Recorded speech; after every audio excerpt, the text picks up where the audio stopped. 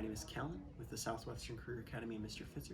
Today I'm going to be showing you a quick tutorial on how to create an alert using SwiftUI.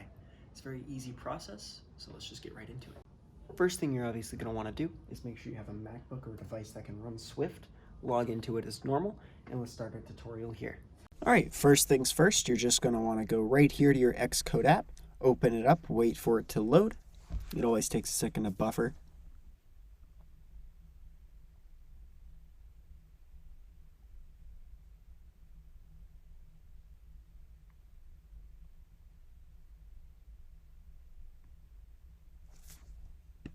Bam! Just like that, it loads in really fast. Now you're just want to click this, create new Xcode project. Make sure you have app selected, press next. From here, this is the most important part. Just go right here and make sure you have SwiftUI selected and not storyboard. This is the main thing. Here you can name it whatever you want. I'm just going to be calling it alert how to, just as a simple name. It doesn't really matter. Click create, wait for it to load yet again. This one shouldn't take as long. Just click cancel on that if that ever shows up. And then from there, you should have this very simple thing. Starts out with an image and a simple text just to kind of show you where stuff is placed. And here's where we'll put our actual code. From here, we're going to want to select all of the code that it gives you and just delete it. It's unneeded. You can just completely remove it. And this is where we're actually going to start.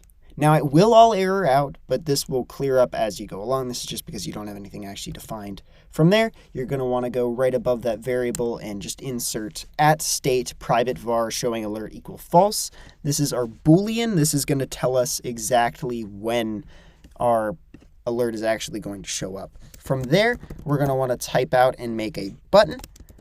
Call that inside, like give it the name show alert here, so that way it shows up that for the user.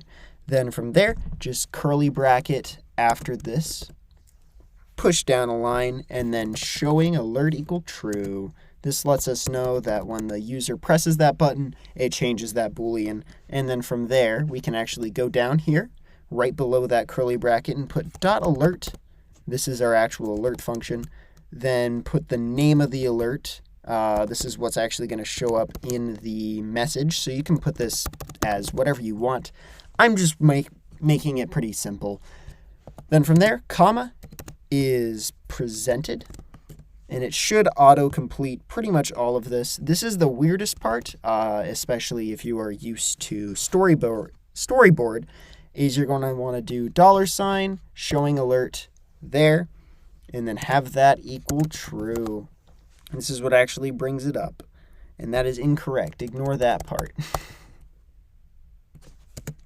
From there, you're going to want to add a curly bracket right there, push down a line, then put another button. This will be actually inside of the pop-up, and this is going to tell us exactly how to close it, basically, as you wouldn't have any other way. Then make a roll.cancel. And then from there, you're going to want to make an empty curly bracket on the same line. You could push down a line, but it just makes it a lot easier. Then, if you go ahead and run this project,